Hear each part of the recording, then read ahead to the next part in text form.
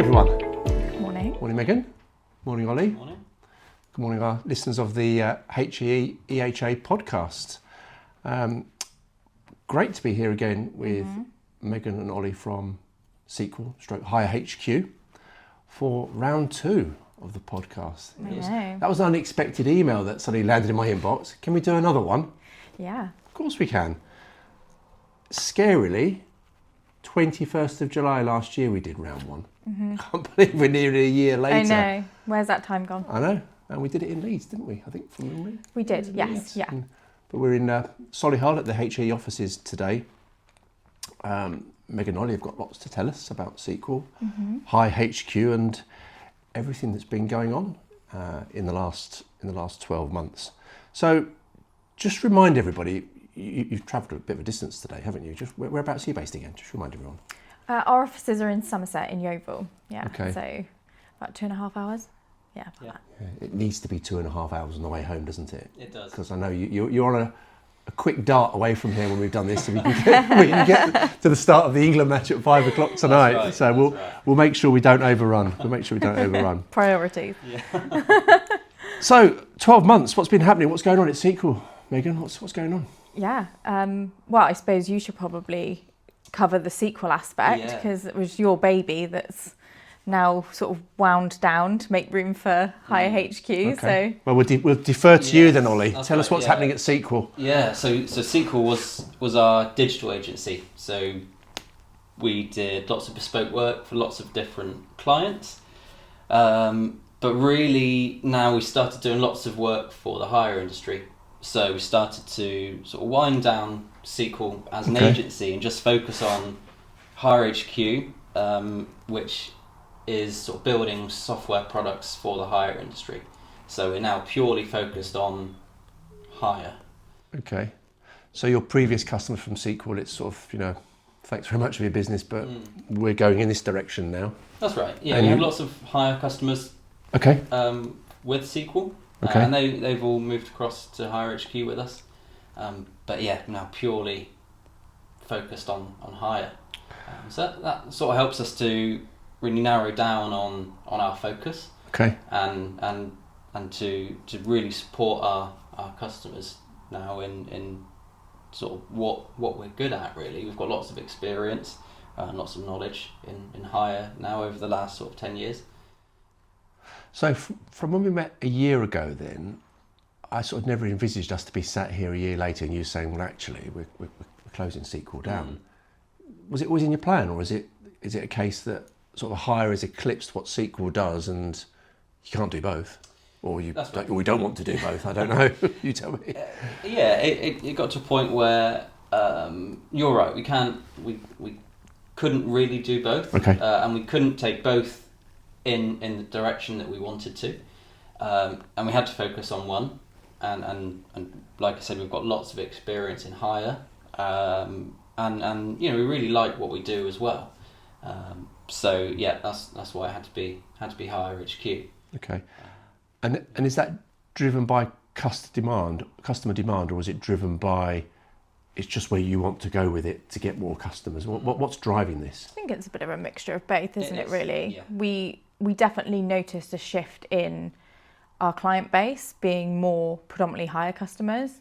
So that made the decision a little bit easier for us. But I think, to Ollie's point, we're also just really enjoying the work that we're doing at the moment and the conversations that we're having. And we kind of see gaps in the industry and how we can step in and create more products that sort of close those gaps, really.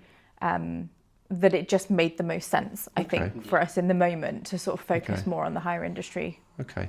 So, in a nutshell, Sequel has gone. You're predominantly Hire HQ. Yeah. Serving the hire industry. That's your sort of route to success. Yeah. Going forward. But there's other things going on, isn't there? I've got to deal with a bit of the elephant in the room here, Megan, as I'm looking at you. Yes, yeah. Because the power of LinkedIn tells me 2 things. It tells me that you are now chairing the HAE Digital Committee. Yeah. Thank you very much really for exciting. putting your name forward for that. That's great. Thank you for having me. And we appreciate your support around that, and I'll let you talk about that in a second. But you're moving. You're not just moving house. No. You're moving country, and you're not just moving a little bit away, you're going to the other side of the world. Yeah. Pick the furthest away I possibly could, I think. Yeah. Come on, enlighten us. Well, I'll tell you what, let's talk about the HAE digital chair position first, and then we're keen to understand where Australia fits into this and how that's going to work. Yeah, it sounds complicated. It's a lot, yeah. There's a lot been going on behind the scenes. I must admit, when I put the post out on LinkedIn, I kind of had to apologise for my quietness, my absence from the platform, because usually I'm always on there sort of commenting, liking, sharing, and recording videos and stuff. But I think quietly in the background there's been a lot going on with both personal and professional aspects of my life. So obviously the biggest one professionally is that I now chair the new Digital and Systems Committee for HAE EHA, which is so exciting, and it's been a real learning curve for me, being able to get so many strong voices in one room, to be able to, obviously, and a lot of what we do is we're speaking to customers regularly about new digital trends that are up and coming and things people need to be aware of, and how to really make the most of your technology that you currently have, or where to expand. And so it's great that I now have a room full of really strong voices from people who are either directly linked to the hire industry or indirectly, whether they're software providers or hire businesses. So we've got a really strong group of people now that have come together. I think there's about 12 of us on the committee now. And our next catch up will be in August. So it will be before I leave, which is great. But I'm still very much going to be involved in that. And we're just really looking forward to creating really tangible things that we can give back to HAE members. So whether that be guidance on, how to find the right technology for what you're trying to achieve, or even as simple as narrowing in on processes that can be automated through the likes of AI.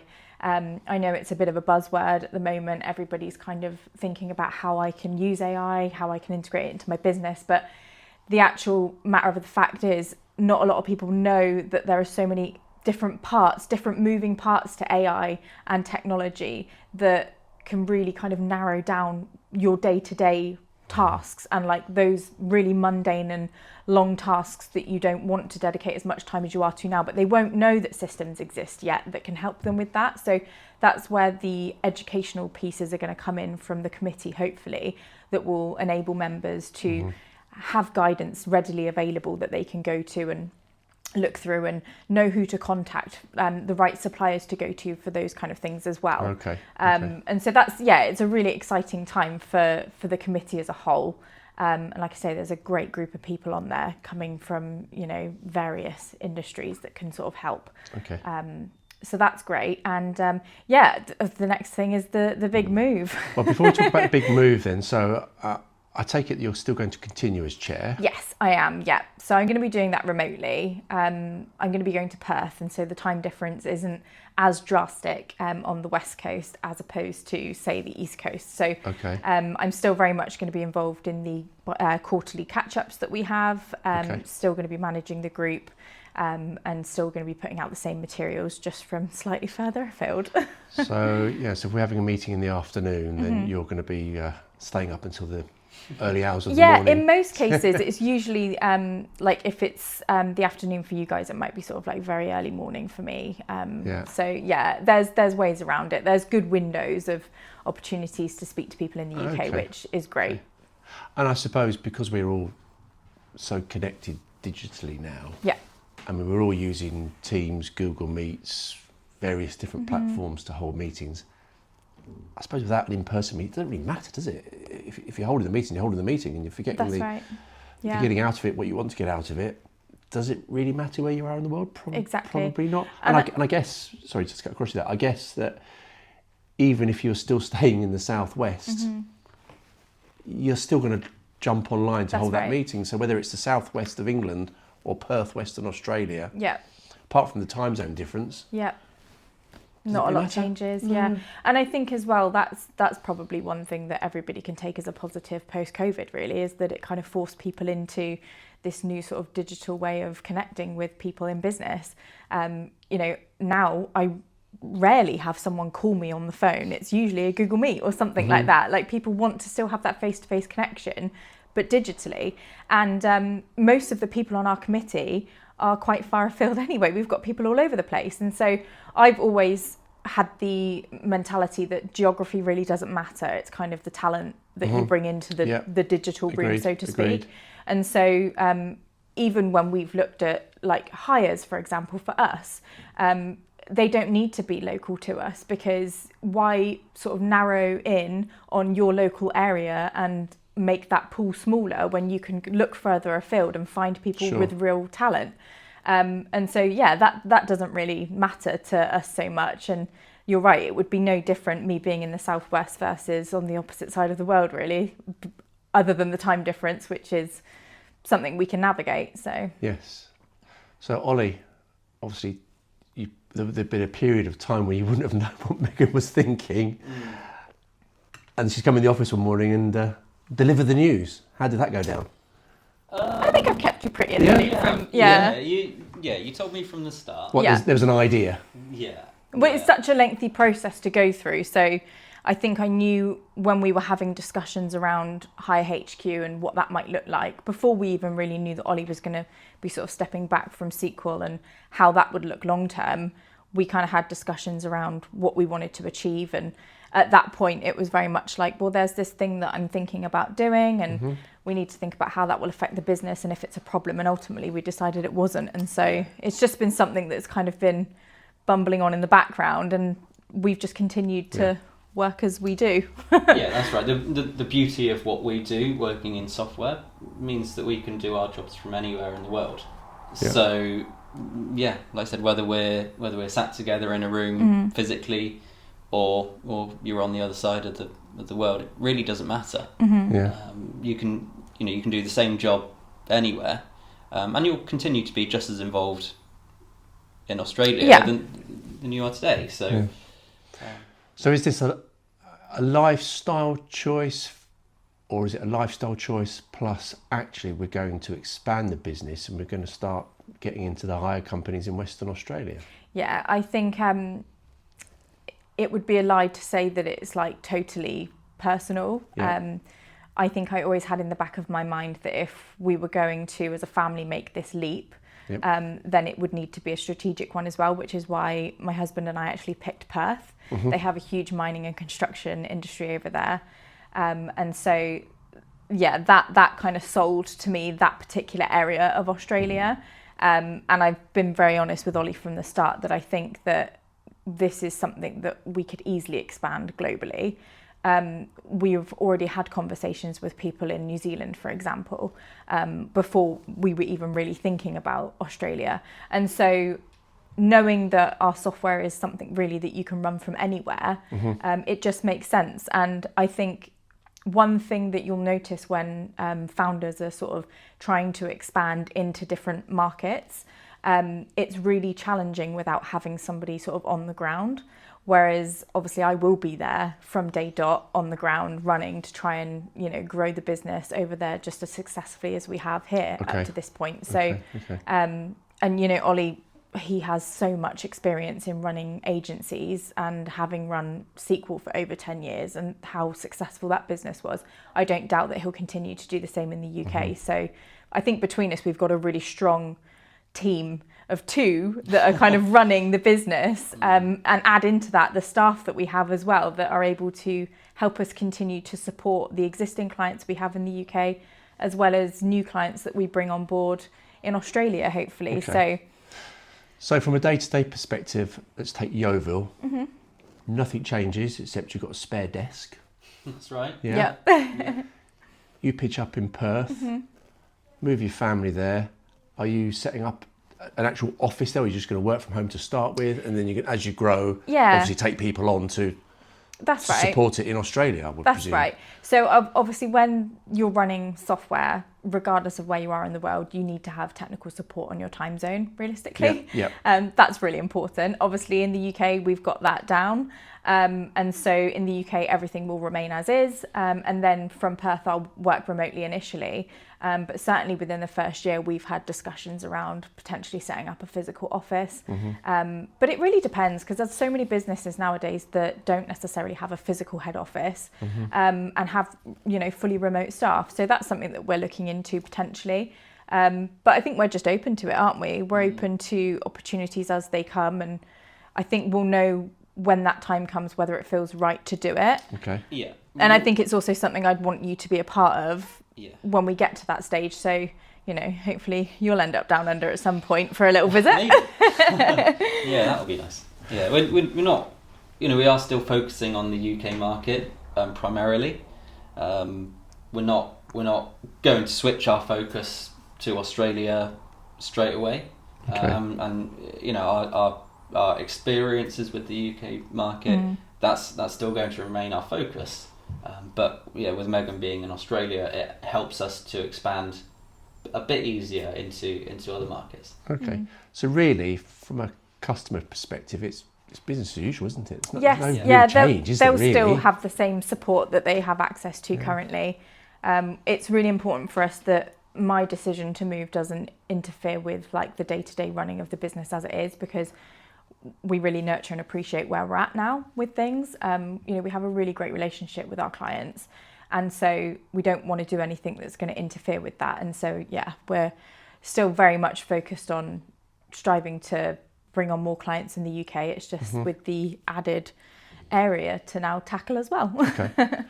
I think it's important for our listeners. It was a year ago that we met, and obviously we'll get onto the part about customers that you've onboarded and all that kind of thing. But for the people that have possibly forgotten what Hire HQ is actually about, I think it's quite important, and I'll defer to you, Ollie, just to give us another brief overview of what Hire HQ does for hire businesses currently in the UK, but soon to be in Australia. Yeah, of course. So right now we've got a couple of products. The first one being a customer portal. So is this the one that we spoke about? Oh no, this is the CRM, isn't it? No, the portal we spoke about a year ago. time. Yes. Yeah. Okay. The portal basically is a way of hire businesses' customers to see what they've got on hire, where it is, what items are at what site, being able to access instructions, documents, certificates, invoices, all of that information that would normally be hidden inside your rental software. Okay. Allows customers to access that information online. I think the word I used last year was interrogation, because that's what it's doing, isn't it? That's right. It's sort of going in there and hiving this information out and then putting it into a format. Exactly. Yeah, and that helps hire businesses sort of deal with the number of inquiries they're getting, to sort of help out the sort of customer service teams having to answer phone calls and emails. Where's this item? Can I have this instruction manual? Can I see this certificate? Can I off-hire this? The customer can do it all online now. Okay. So it really helps the customer service teams become more efficient and do more of what they're good at, rather than answering those questions that customers can now answer themselves. So it's not replacing a rental management software, it's more sort of sitting alongside it. That's right. Yeah, it's built an to complement interface between the rental software and the customer. There would usually be no link between the rental software and the customer, and our portal sits in the middle, allows the customer to see that information that is already there. Okay.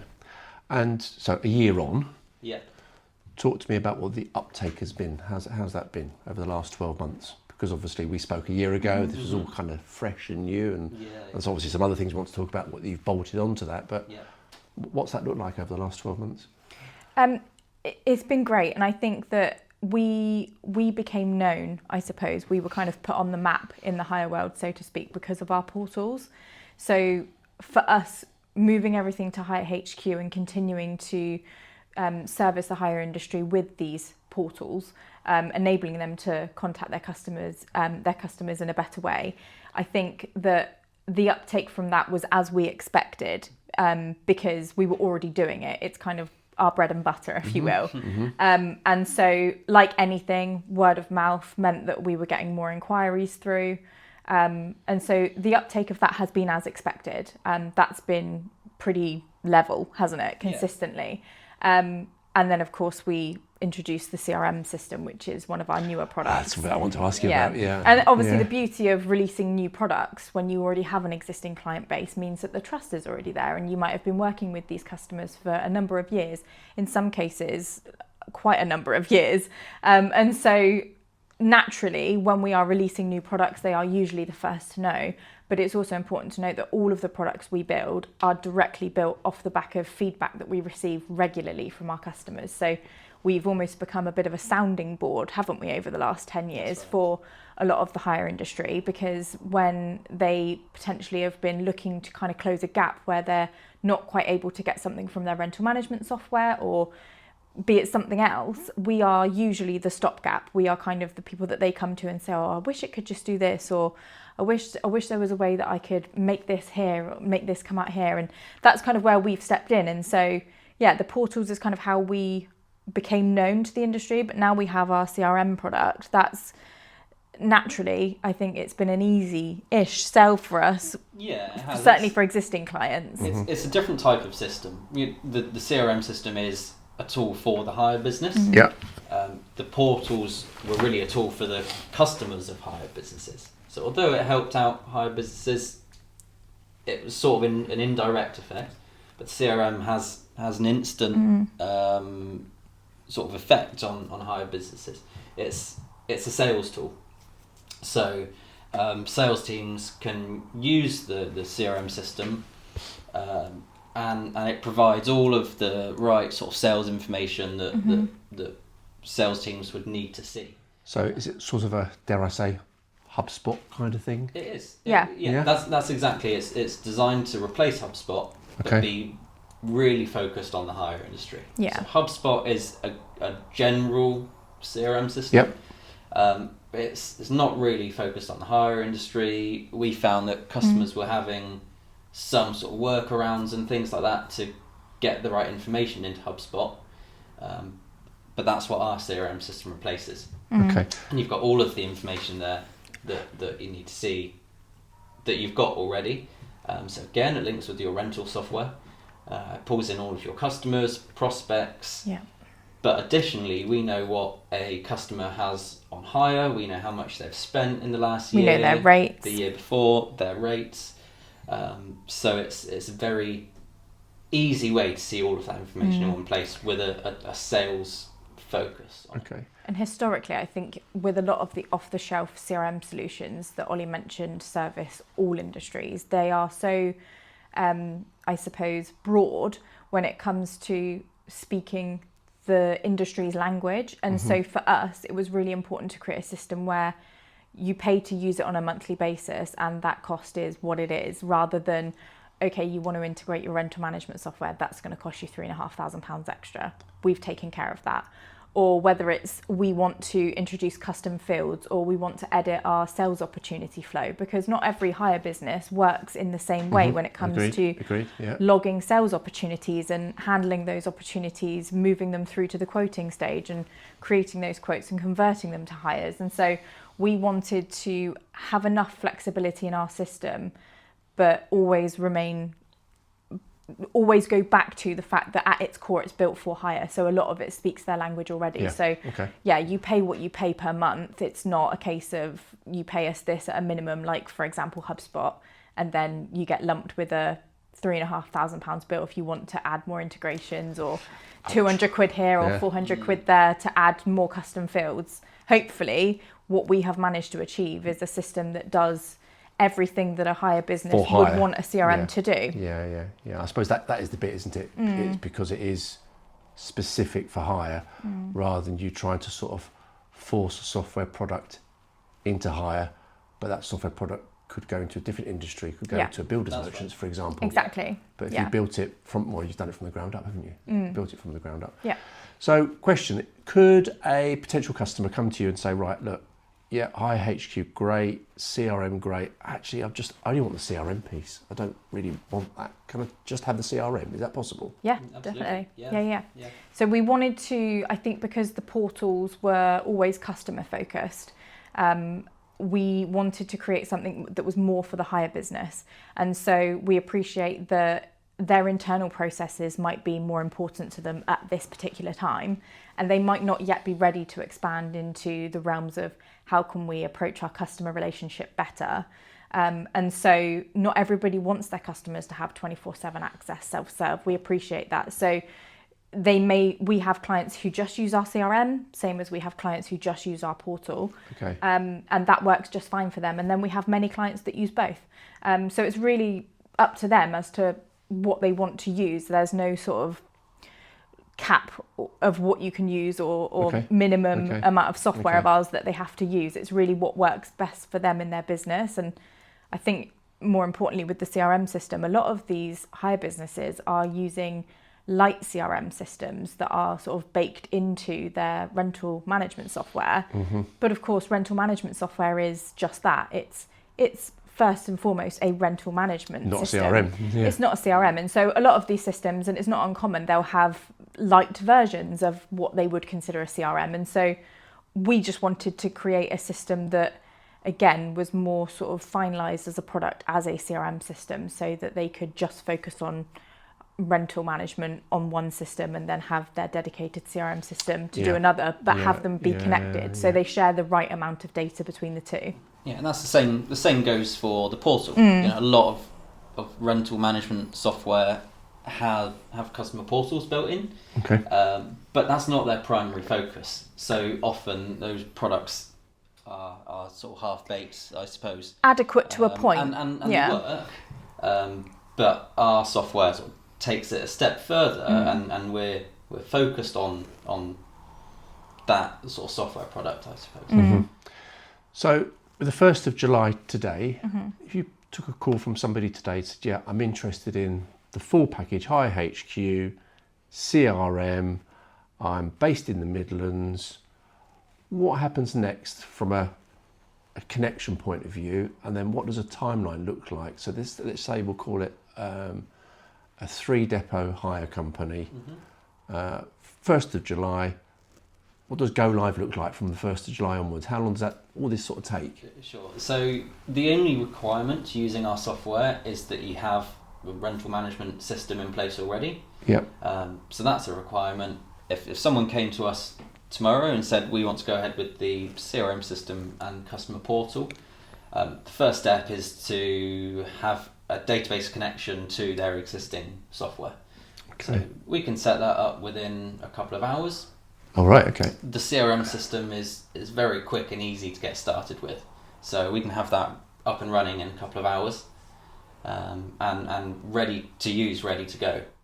Okay. The portal, because of the sort of size of it, is a bit more involved, so we'd probably say 1 to 2 weeks to, I think that's to get fair. that set up. It's also really just dependent on how much data they have. You know, some of these guys might have hire contracts that backdate a number of years, and so that can sometimes take a little while to propagate. Okay. So really the time is not in the connection itself, it's the transfer of data, isn't it? That's right. We don't restrict that either. No. If we synchronize all data right from the start. So if a customer wants to use our portal to see what they had on hire 6 years ago, they could do that, and they could see proof of delivery photo from 6 years ago if they needed to get that information.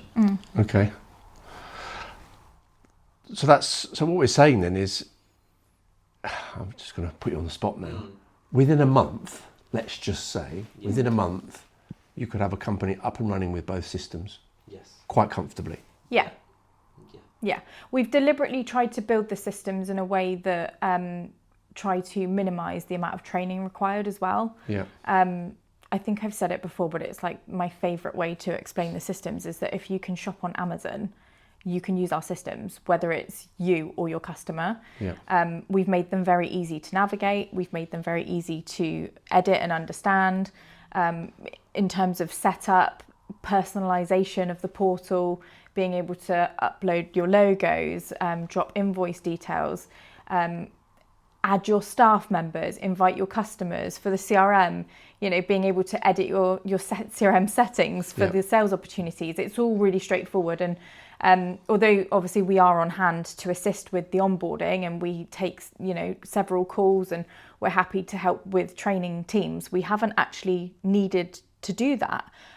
Most of our customers have managed to have one dedicated person be responsible for overseeing the implementation of the systems, and then they have gone on to train their teams. Okay. I've done short, demo videos that I've pre-recorded and sent out for additional guidance, but we've deliberately tried to make them as simple as possible, really, because we know that a large part of what these guys in the industry are struggling with at the moment is legacy software that is, much older and much more difficult to navigate. And so that's what we've always strive to do, is just to create modern software that isn't overly complicated, and pretty easy to have teams adopt using, because if you can't get people adopting the systems, that's kind of where you fall short, isn't it? That's right.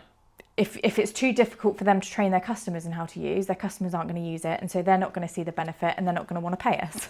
Ultimately, that's what it comes down to, and so it's in our best interest to make them as simple as possible.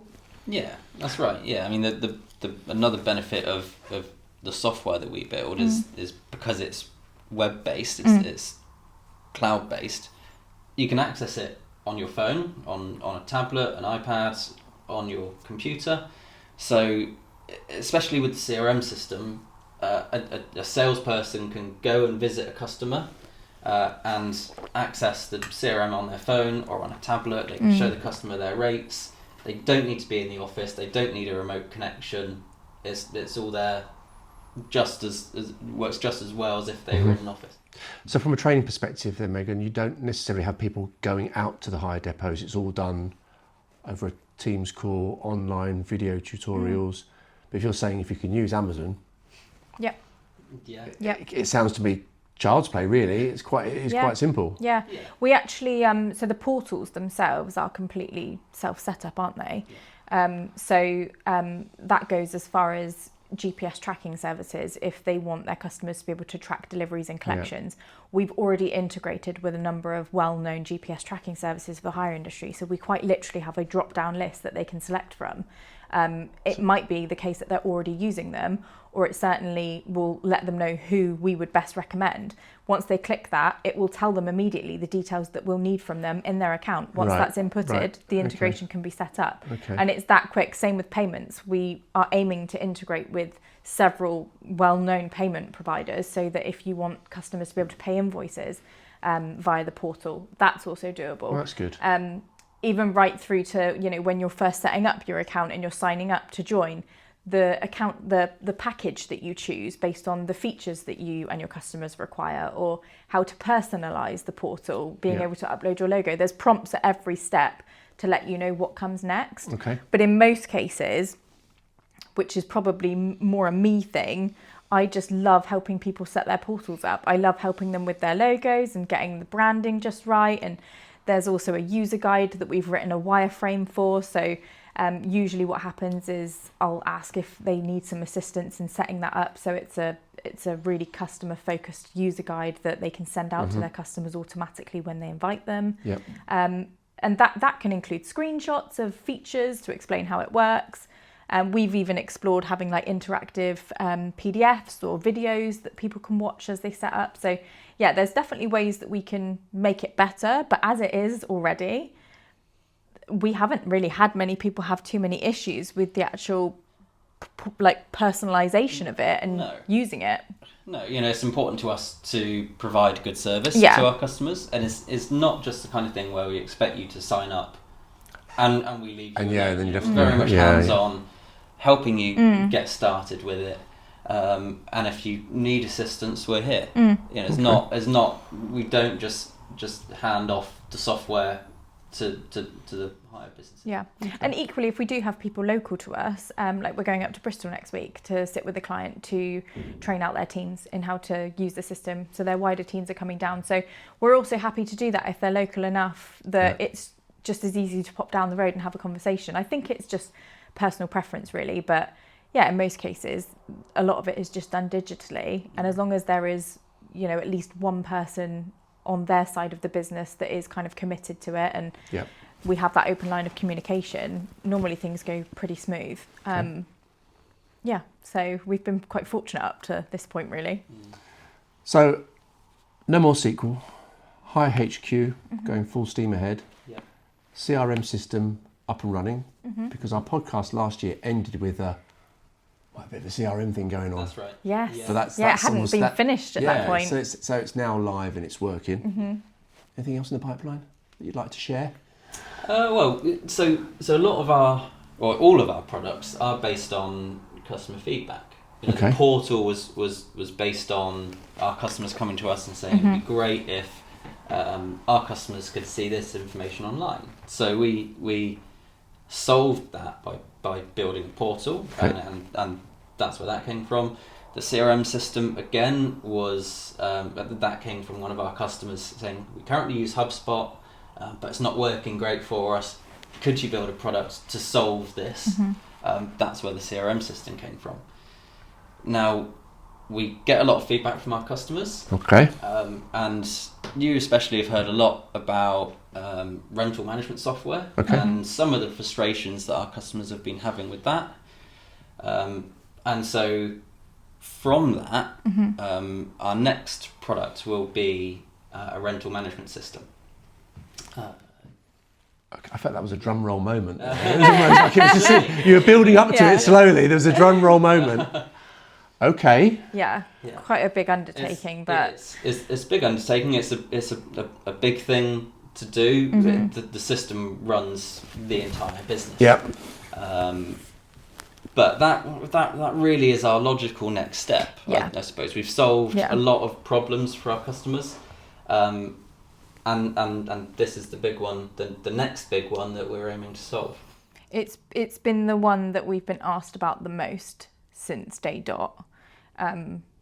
But I think that's quite common, like wherever you go, even if it's like you're working with a web agency, you'll often have customers come to you and be like, oh, I wish I could just have everything under one roof. Sometimes there is a benefit to that, others there aren't.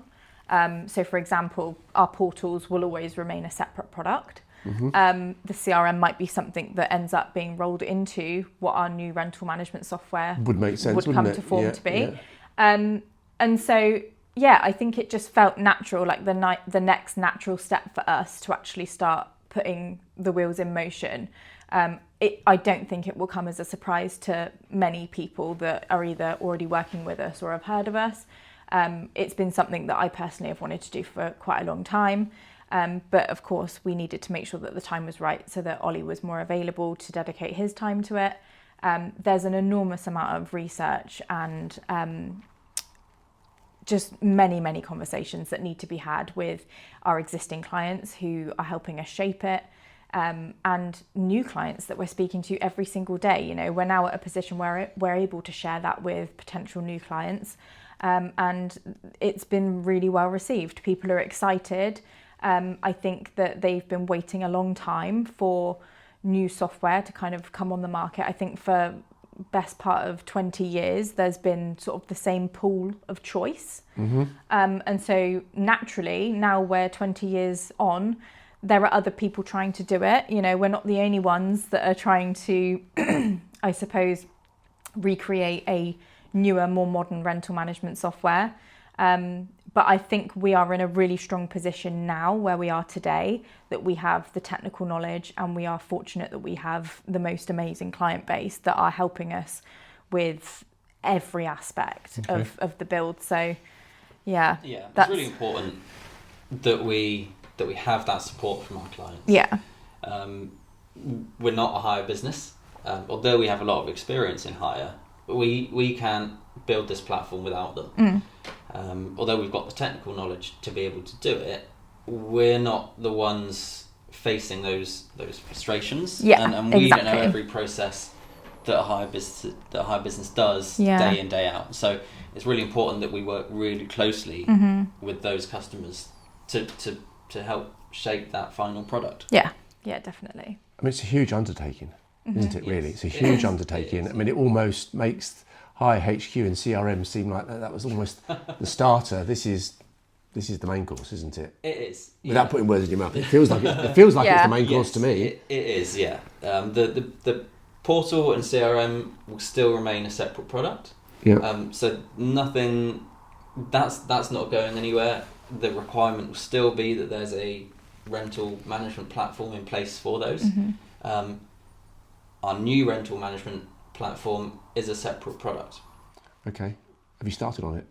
Is it? Or is it still? Yeah, is it still just sort of whirring around in your head? Stage, Yeah. And that's quite a long stage. Yeah. Okay. Sometimes we can spend more time doing the research than actually building the platform. Okay. And that's important because we can't just jump into building a platform without knowing the final product, without knowing what the end result is going to be. Yeah. If we do that, then the end product won't be where we need it to be, or where the hire business needs it to be. Yeah. With a system that runs your entire business, it has to be right. Yeah. So the research stage is really important. And would I be right in saying, is it going to be predominantly AI driven or not? I don't know, how much is AI? That will be AI hugely come baked into play? it. Absolutely. I mean, there's already a lot of AI elements in what we are building. So our existing products, like the CRM system, we've got automated tasks being generated based on activity logs being made. So it kind of avoids having that manual task creation after you've already logged an activity.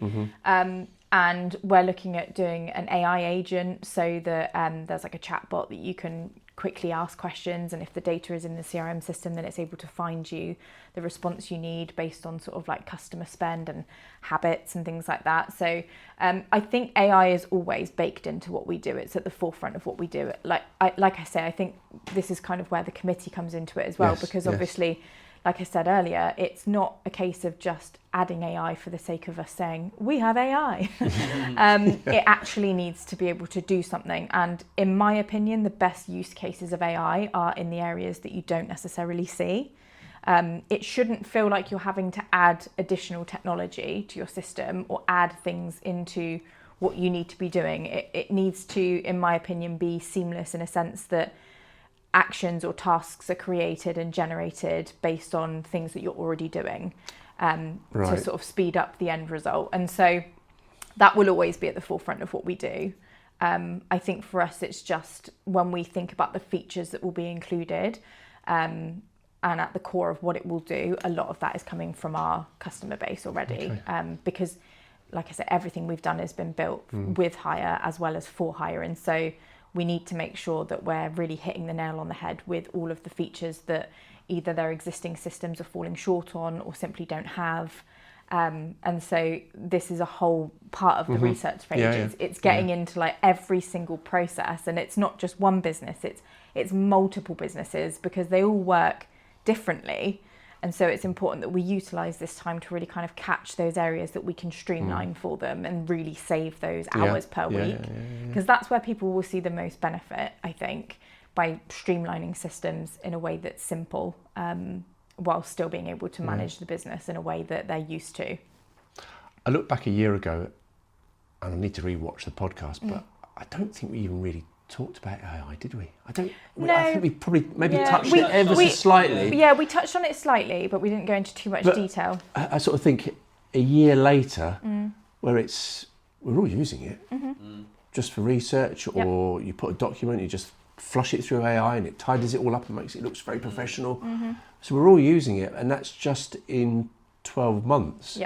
So you kind of think, well, what does the next 3 to 5 years look like? I mean, I think it's a good thing in some respects, but it almost makes us feel less intelligent because it's doing all the grunt work. People end up relying on it too much. Yeah, exactly. I think it's just as important as when the internet was introduced.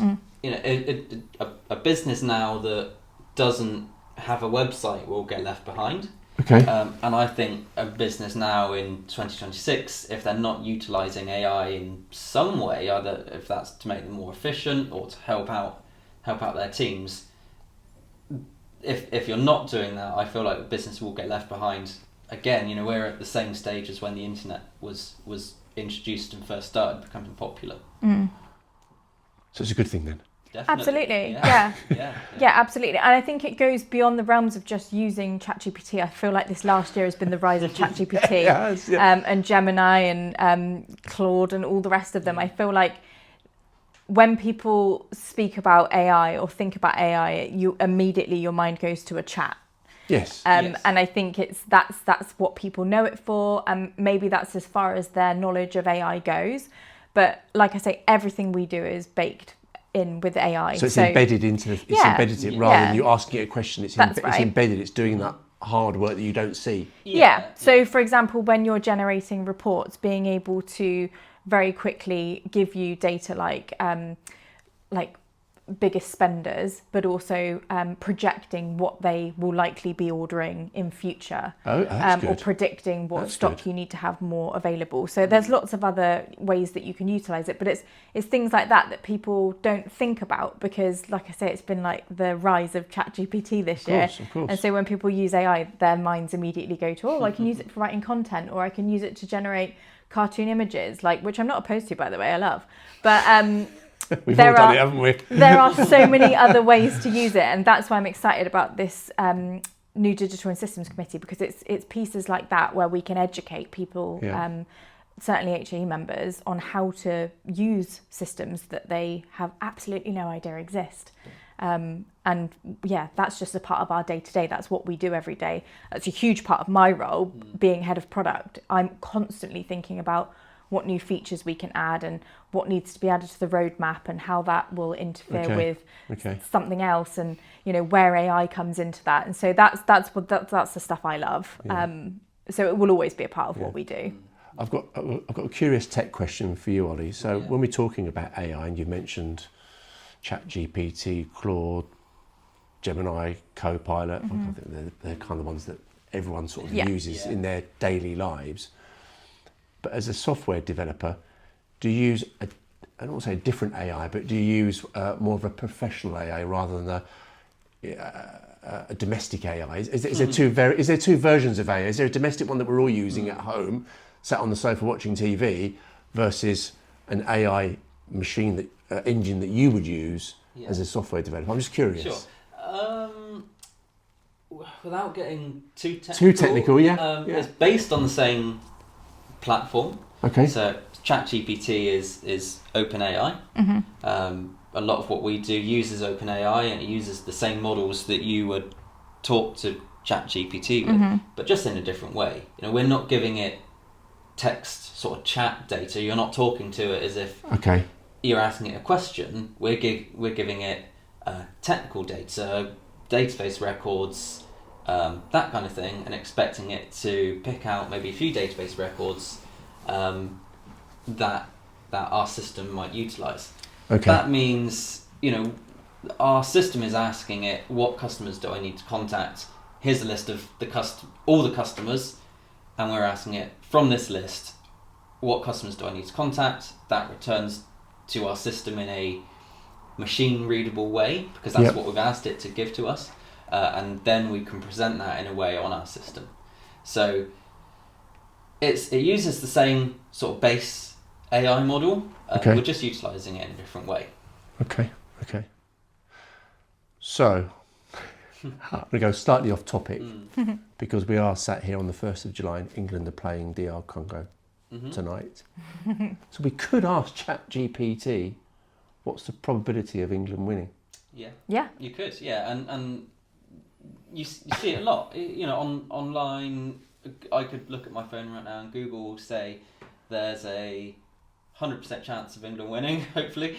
Well, I'm going to ask you what your score prediction is in a second, Ollie. All right. 2-1. Yeah. In favour of England, I hope. And obviously. Yeah. Megan? Has to be. Do you know what? I'm sorry to say I haven't watched any of the football. No. I haven't. No. Come on. My 4-year-old's kept me very busy, and I have allowed my husband to partake in that. But I'm gonna throw two all. Are you really? Yeah. Ooh. 2 each Okay. team. Just to throw it out there. Yeah. Oh, I have to win this one. Yeah. So Well, hopefully we do. win. Yeah. Hopefully we do. Well, I'm going to sit in the middle with 1-0 to England. Okay. Yeah. Yeah, we'll see. Good. So, final to wrap up. potential customers that want to get in contact with you, Mm-hmm. are they just straight to the main telephone number in Yeovil, or they contacting you via LinkedIn? Yep. There's various different ways they can get in contact with you There is. because Yeah. So we've got our website. yeah. I don't know actually whether the sequel site is still up. I'm assuming it is. It is. Yeah. Yeah. The number diverts anyway. So Okay. if people find us through Sequel's telephone number, then they Okay. can be diverted through to us. But yeah, by phone, by email, on LinkedIn. I always like it when Yeah. people pop up in my DMs. Strangely, I've had a number of customers come through from my LinkedIn messages that have ended up converting as customers. So seeing a real shift with the LinkedIn. Okay. Always kind of thought it was more of a sort of like advertising piece, but actually It's connecting. yeah, it's really working for us in a sense of like the conversations we're having over there is great. Okay. Yeah, it shows as well that there's people behind Yeah. the software. Yeah. We are still sort of prominent in helping our customers out. Yeah. We're not hidden behind screens. We like talking to people. Don't Yeah, and I rarely post on our business page because it always usually just comes from me because there's always just something that I want to share. But yeah, people can contact us. Obviously, if you are a HAE member, we still have our partnership with you guys. Yep. So HAE members get 5% off any Good, monthly good. subscription I costs. was going to ask that. Yeah, good. Yeah, so good. we still have that offer running. And in most cases, we can offer a free trial period as well. If you want to test the systems out, there's just obviously that knowledge piece that they'll have to be sort of readily available and happy for us Sure. to connect the systems to be able to actually see their data. Okay. But we've got dummy platforms that we can show people that they can have a play around with as well. So if you're not quite ready for that connection piece just yet, we can set a portal up, for example, brand it to their branding so Yep. they can kind of see how their customers would be able to interact with it. Okay, so when are you getting on the plane then, Megan? Not till September. September. Yeah, so I've got Okay. a little while just yet. Okay. But yeah, it's various life admin things Okay. that are happening before. So am I putting a date in the diary? July 2027, That would be cool. podcast 3. In Perth. Thank you. Oh, there was the invite. The invite was there. Yeah. The invite was there. Yeah, absolutely. I would love that. Yeah. Yeah, definitely. And I need to, I need to put the dates in the diary for various things coming up because I would still love to be able to get back for supporting you guys with like the hire awards, for Yep. example, that we've done Yep. for the last 3 years now. Yeah, it will I be, think yes. so. Yeah. So yeah, I'm still very much looking forward to being able to sort of do the travel. I actually said to Ollie on the way up, I love that flight. I've done it 4 times already. So Right. I don't mind that. I've not done it with a child yet though. So Good luck with that. I one. might change my 4-year-old. mind. Yeah. Yeah, I might Yeah. change my mind. Maybe I can just leave them there. Yeah. Take a flying visit back to England 17 hours later. But so lots of things coming up. Good. Well, I'm looking forward to the next podcast. Looking forward to see how this new rental software turns out. Yes. Yeah. Timeline? In 12 months' time, we'll Oh, be right. further ahead. Yeah. Yep. We'd be Close. very close. Yeah. Okay. It's challenging, isn't it? Because I think Yeah. we have some customers that have quite literally said to us, if you had this live, we'd switch yesterday. Okay. And I suppose that speaks to the trust that they have in us, which is great. But obviously, we don't have a product for them to switch to. Yes. Yeah. It's great. I would love to get Yeah. something out tomorrow. But they also understand that if we're going to do it, it has to be done right and well course. thought out. So Of yeah, I course. think 12 to 18 months is more of a realistic sort of timeline for us. Yeah. Okay. Brilliant. Guys, thanks for coming in. Thank you for having we've us. covered a lot. We A lot's have. happened in 12 months. Yes. I'm excited to see what's going to happen in the next, I'll say 12 to 18 months. Clearly a lot. Yeah. And let's see how England get on tonight. Hopefully they win. Yes. I hope Hopefully so. they win. Fingers Okay. crossed. Brilliant. Thanks very much. All right. Thanks, Neil. Okay. Thank you.